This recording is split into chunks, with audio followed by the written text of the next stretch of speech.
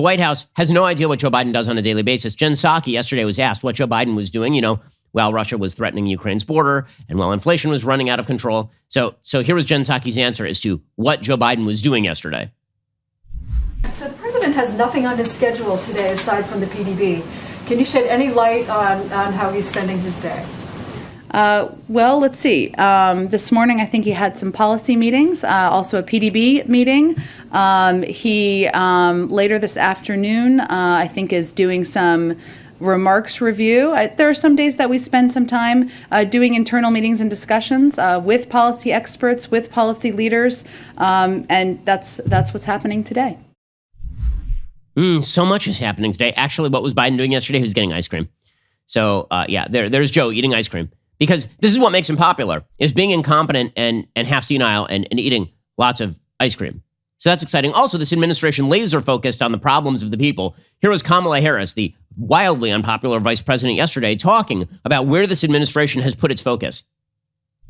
We are focused on the most vulnerable. And based on my experience, the most vulnerable are women and girls, racial and ethnic minorities, LGBTQI plus people, indigenous people, people with disabilities, migrants, and children in the foster care system. When we identify who is most vulnerable, we can tailor our tactics and improve our strategy. So all of their tactics are tailored toward the most vulnerable, which includes a majority of American citizens. I like how she just throws women in there. Women are the most vulnerable. Women out-earn men straight out of college right now. Okay, women have far more college degrees than men do. They have more graduate degrees than men do. Women are among the victimized. So when you add women, just women as a category to that litany of the victimized in American society, she's now talking about 70% of the American population, right? All racial minorities and all women. That would be like 70% of the American population. Basically, she should have just said everyone who is not a straight white male. Everyone who's not a straight white male is a victim in our society. And she's saying this from her perch as vice president of the United States, saying we are going to direct policy to the benefit of these specific groups, which actually suggests that the people who are the victims of the Kamala Harris-Joe Biden administration are the straight white males. And she is explicitly saying the only people she is not governing on behalf of are the straight white males, which is pretty astonishing. So it's a good thing. Things are going great for the Biden administration just across the board, just astonishingly well. Meanwhile, Joe Biden did take a break from eating ice cream yesterday to say that Russia invading Ukraine could change the world. It would be the biggest invasion since World War II. He is not wrong about that. The only question is why he set up an incentive structure so that Russia would invade Ukraine again. There will be enormous consequences if he were to go in and invade, as he could, the entire country, or a lot less than that as well, for Russia, not only in terms of economic consequences and political consequences, but it'll be enormous consequences worldwide. This would be the largest, if he were to move in with all those forces, it would be the largest invasion since World War II. It would change the world. Okay, now Biden has started to make some moves that are a little more aggressive. Yesterday, he was not going to rule out sanctioning Vladimir Putin personally, so freezing foreign bank accounts, although Vlad is not really going to care. I mean, he's hidden his money in a variety of places, including places that the West does not have control over. Here was Joe Biden saying yesterday that he's not going to rule out sanctioning Vladimir Putin personally.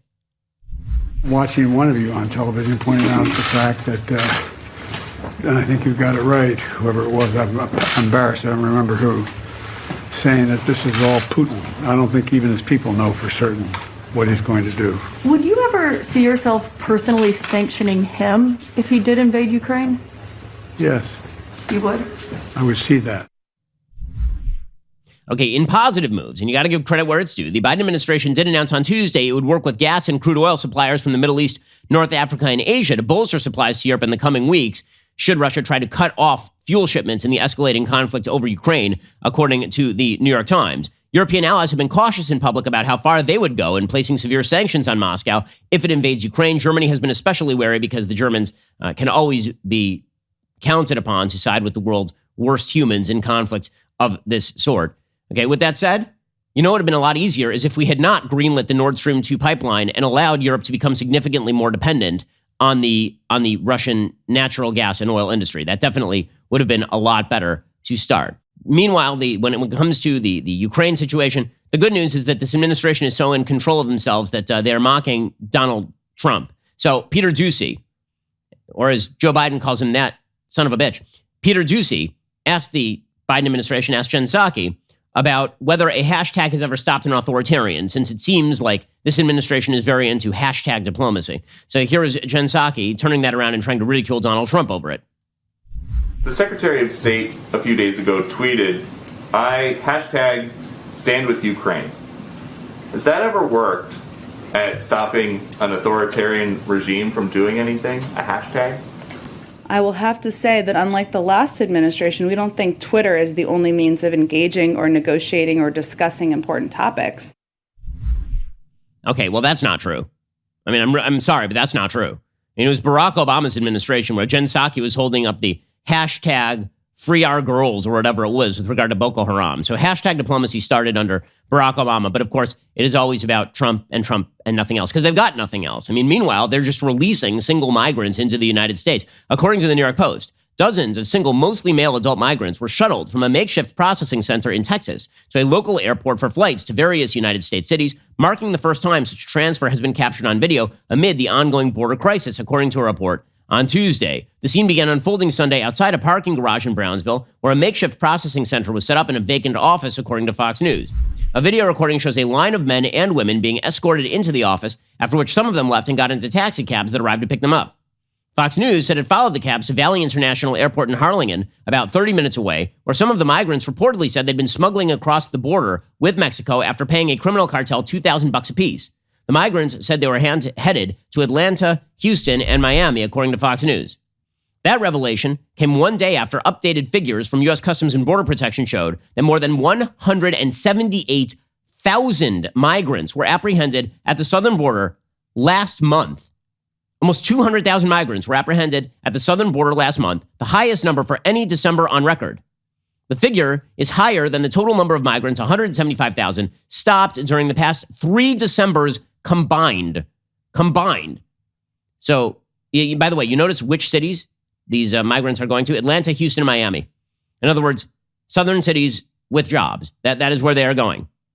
The shuttling of migrants into the interior of the United States echoes a New York Post report last year in which plane loads of underage migrants were flown into the Westchester County Airport north of New York City. The Post saw some of those children transported in buses to a nonprofit residential center on Long Island and to a service area on the New Jersey Turnpike where they were met by unidentified adults and driven away in cars. Fox News said what it witnessed was unusual because single adult migrants typically are expelled from the United States under a federal law known as Title 42, which allows the government to deny people entry to prevent the spread of COVID-19. Trump invoked Title 42 after the COVID-19 pandemic struck, and Joe Biden continued the practice. So Jen Psaki was asked about this. Why are we now releasing single migrants into the United States? Why are hundreds of thousands of migrants arriving on America's southern border under Joe Biden? By the way, all these people are arriving because they know they'll never be deported. Because Joe Biden is never going to deport illegal immigrants. Period. End of story. He wants the border open. He wants the census data to reflect a huge number of migrants from countries south of the border because his presumption is, whether it's accurate or not, his presumption is that these people will vote Democrat.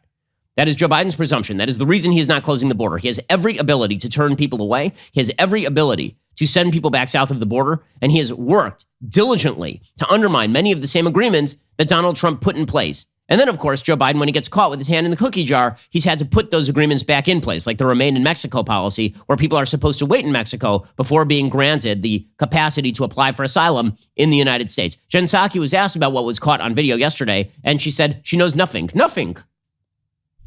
Why is it that large numbers of single adult men are being released into the United States just hours after being apprehended at the southern border?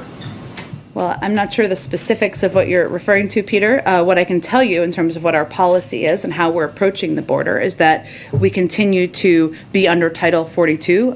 Migrants who cannot be expelled under Title 42 are placed into immigration proceedings. And one of those avenues could be placement in an alternative to detention program in the interior of the United States.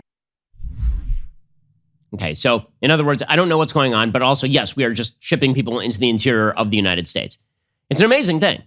And this administration is actively fomenting illegal immigration while claiming that they are not doing so, which is why you're seeing record numbers of people attempting to cross that southern border while Joe Biden is president. That is what they know this. They're saying this. They've said this clearly on video multiple times. We've had interviews with people asked why they are coming now. The answer is because Joe Biden is president. It is almost impossible how bad this guy is at this job. We're in a battle for the culture and for our values. Like and subscribe to help keep our videos on the front line of the fight and top of your feed.